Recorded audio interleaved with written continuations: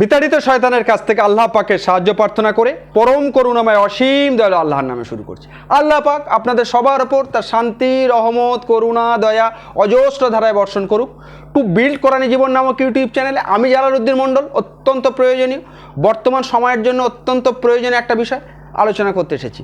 আজকের আলোচ্য বিষয় আল্লাহর রসুলের বিরোধিতার শাস্তি কি হবে। আল্লাহ রসুলের বিরোধিতার শাস্তি কি হবে আমরা জেনে নিই, প্রত্যেকের জেনে নেওয়া একান্ত দরকার। What will be punishment for opposing the messenger of Allah, কি শাস্তি হবে? এই উদ্দেশ্যকে সামনে রেখে আমি পবিত্র কোরআনের 8টা সূরা থেকে 13টা আয়াতকে সঞ্চয়ন করতে পেরেছি, যেগুলোকে আমি 4টে শিক্ষা বা শিকন তত্ত্ব হিসাবে নির্দিষ্ট করে আপনাদের সামনে উপস্থিত করব। এই কোরআনের বাণীর জ্ঞানের আলো আপনাদের যদি আত্মা সত্তা চেতনাকে একটু আলোকিত করে আর সবার মধ্যে ছড়িয়ে দেওয়ার জন্য শেয়ার সাবস্ক্রাইব করবেন, এই আশা রেখে শুরু করছি। প্রথম যে পয়েন্টটা আলোচনা করব, আল্লাহ এবং রসুলের অবাধ্য অমান্যকারীদের শাস্তি কি হবে। আল্লাহ পাক যেটা জানিয়ে দিয়েছেন পবিত্র কোরআন পাকের মধ্যে, আল্লাহ পাক যেটা আমাদেরকে যে শাস্তি কি হবে জানিয়ে যে অ্যালার্ট করতে চেয়েছেন, আমাদেরকে সতর্ক করতে দিয়েছেন, সেটা আমরা জেনে নেব।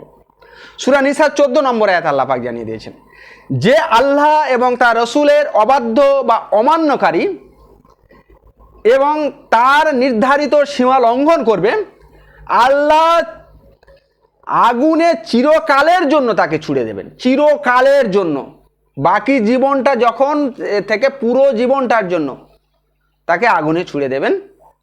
অপমানকর শাস্তি রয়েছে তার জন্য।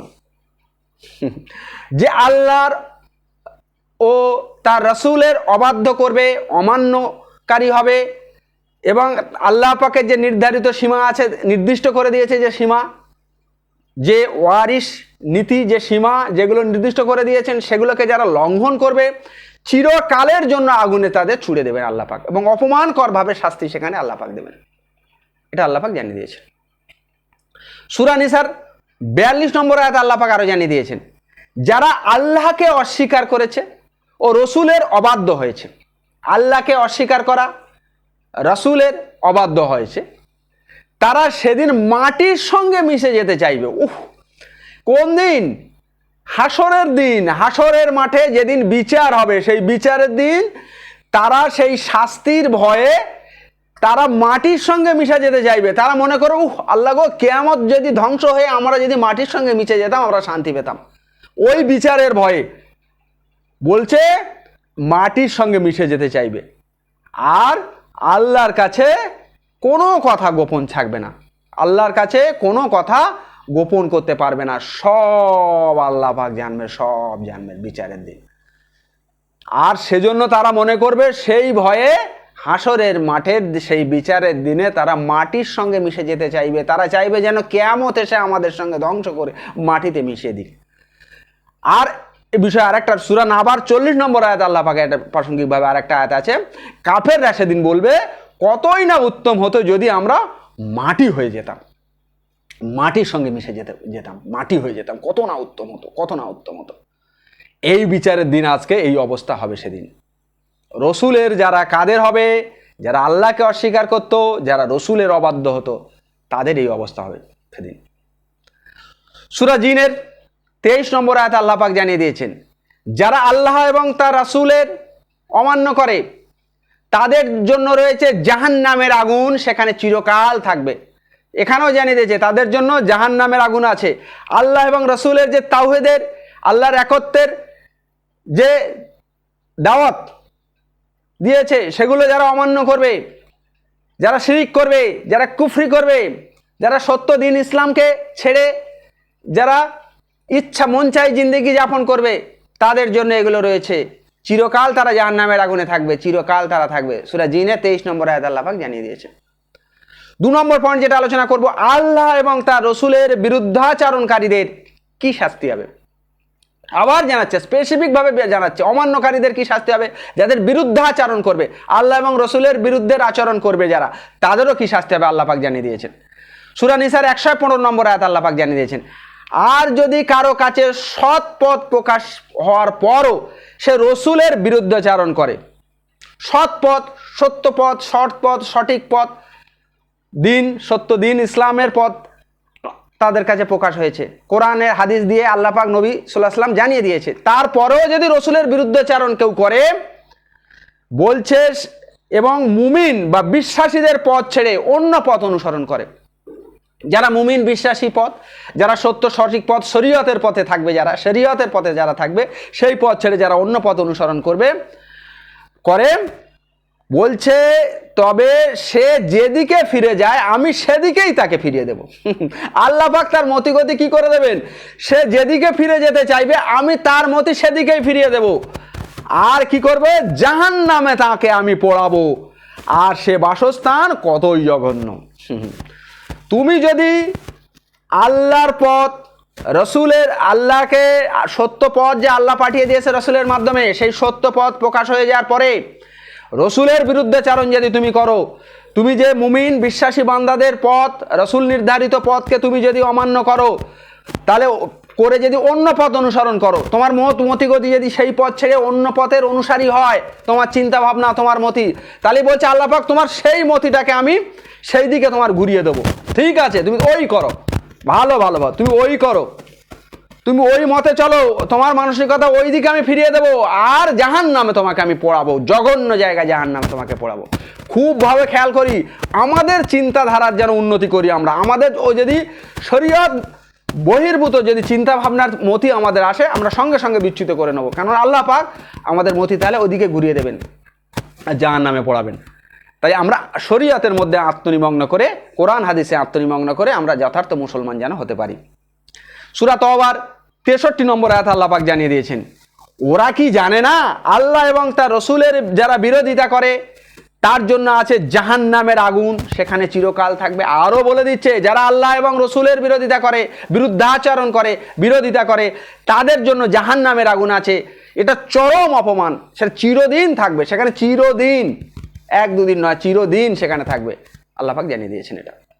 সূরা মুজাদালার 5 নম্বর আয়াত আল্লাহ পাক জানিয়ে দিয়েছে, যারা আল্লাহ এবং রসুলের বিরুদ্ধাচরণ করে তাদেরকে তাদের পূর্ববর্তীদের মতো অপদস্থ করা হবে। তার পূর্ববর্তীদের মতো যেমন অপদস্থ করেছেন, যারা আল্লাহ রসুলের বিরুদ্ধাচরণ করেছে সে সাক্ষী আছে, পবিত্র কোরআনে অসংখ্য জাতিকে অপদস্থ করেছে, তাদেরকে ধ্বংস করে দিয়েছে। আমরা সেই ইতিহাস আমরা জানি, সাক্ষী রয়েছে, এখনও সেই ইতিহাসের সাক্ষী সারা পৃথিবীতে ছড়িয়ে আছে।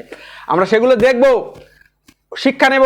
আল্লাহ পাক জানিয়ে দিয়েছেন, সূরা মুজাদালার 5 নম্বর আয়াতে জানাচ্ছেন, যারা বিরুদ্ধাচরণ করেছিল তাদের পূর্ববর্তীদের মতো তাদেরও অপদস্থ করা হবে। আর আমি সুস্পষ্ট আয়াত অবতীর্ণ করেছি, অবিশ্বাসীদের জন্য কঠিন অপমানজনক শাস্তি রেখেছি, কঠিন অপমানজনক শাস্তি রেখেছি। সূরা মুজাদালার 20 নম্বর আয়াত আল্লাহ পাক আবার জানাচ্ছেন, যারা আল্লাহ এবং তার রাসূলের বিরুদ্ধাচরণ করে তারা চরম লাঞ্ছিত অপমানিতদের অন্তর্ভুক্ত হবে, চরম লাঞ্ছিত অপমানিতদের অন্তর্ভুক্ত হবে। আমরা একটু ভেবে দেখি, আল্লাহ এবং রসুলের বিরুদ্ধাচরণ যারা করেছে চরম লাঞ্ছিত হবে, অপমানিতদের অন্তর্ভুক্ত হবে, সারা পৃথিবীর মানুষের কাছে লাঞ্ছিত হবে, ঘৃণিত হবে। এটা মনে রাখি, আমরা মনে রাখবো, এটা আল্লাহ পাক বলে দিয়েছেন, আর তাই হবে। সে সূরা তালাকের 8 থেকে 9 নম্বর আয়াত আল্লাহ পাক জানিয়ে দিয়েছেন, আর কত জনপদের বাসিন্দারা তাদের প্রতিপালক এবং তাদের রাসূলের নির্দেশের বিরুদ্ধাচরণ করেছিল। অনেক জনপদের, আমি যে কথা বলছিলাম একটু আগে, অনেক জনপদের বাসিন্দারা তাদের প্রতিপালক এবং রাসূলের বিরুদ্ধাচরণ করেছিল, ফলে তাদেরকে আমি কড়া শাস্তি দিয়েছিলাম, কড়া হিসাব নিয়েছিলাম, আর কঠিন শাস্তি দিয়েছিলাম। হিসাব, যারা এইরকম বিরুদ্ধাচরণ করবে তাদের হিসাবটা কঠিন হবে, কড়া হিসাব নেবেন আল্লাহ পাক, আর কঠিন শাস্তি দেবেন। তাদের হিসাব নিকাশ সহজ হবে না, কঠিন শাস্তি দেবেন আর কড়া হিসাব তাদের নেবেন, আল্লাহ পাক জানিয়ে দিয়েছেন এই আয়াতে। আর তারপর তারা তাদের কর্মের ক্ষতিকর ফল শাস্তি ভোগ করবে, ভোগ করতেই হবে তাদের। আল্লাহ পাক যেন আমাদের ওই ক্যাটাগরির মধ্যে যেন আমরা কখনো না পড়ি। 3 নম্বর পয়েন্ট আমি যেটা আলোচনা করব, আল্লাহর সম্বন্ধে মন্দ বলা আর রসুলকে কষ্ট দেওয়ার শাস্তি কি হবে। আল্লাহর সম্বন্ধে মন্দ বলা আর রসুলকে কষ্ট দেওয়ার শাস্তি কি হবে। মনে রাখি, যারা এই রসুলকে কষ্ট দেয়, আল্লাহর সম্বন্ধে মন্দ বলে, তারা একটু ভালো করে খেয়াল করি, সূরা আহজাবের 57 নম্বর আয়াত আল্লাহ পাক জানিয়ে দিয়েছেন, যারা আল্লাহর সম্বন্ধে মন্দ বলে, রসুলকে কষ্ট দেয়, আল্লাহ তাদের ইহকাল পরকালে অভিশপ্ত করেন। ইহকালে তো অভিশপ্ত করবেন, সবার কাছে, সারা পৃথিবীর মানুষের কাছে অভিশপ্ত হবে। অভিশপ্ত করবেন, আর পরকালে তাদের অভিশপ্ত করবেন। আর তিনি তাদের জন্য অপমানকর শাস্তি প্রস্তুত রেখেছে, অপমানকর শাস্তি প্রস্তুত রেখেছে। আল্লাহ পাক এটা জানিয়ে দিয়েছেন। 4 নম্বর পয়েন্ট যেটা আলোচনা করব, আল্লাহর নিকট স্পষ্ট সাফল্য কোনটা, কোনটা স্পষ্ট সাফল্য জেনে নিই। সূরা আনামের 15 থেকে 16 নম্বর আয়াতে আল্লাহ পাক জানিয়ে দিয়েছেন, বলো আমি যদি আমার প্রতিপালকের অবাধ্য হই। কাকে বলতে বলছে? নবীজি, আমাদের শেষ নবী হযরত মুহাম্মদ সাল্লাল্লাহু আলাইহি ওয়াসাল্লামকে বলতে বলছে, তুমি বলো আমি যদি আমার প্রতিপালকের অবাধ্য হই, অমান্য করি, তবে আমি ভয় করি মহাদিনের শাস্তির যা আমার উপর পড়বে। আমি ভয় করি, প্রতিপালক বলছে তোমার ভয় করতে হবে মহাদিনের শাস্তি। আমরা কে? এখানে স্বয়ং বলে দিচ্ছে, আল্লাহ নির্দেশ দিয়েছে যে নবীদেরকেও বলেছে মহাদিনের শাস্তির কথা বলেছে, অন্যরা তো বাহুল্য।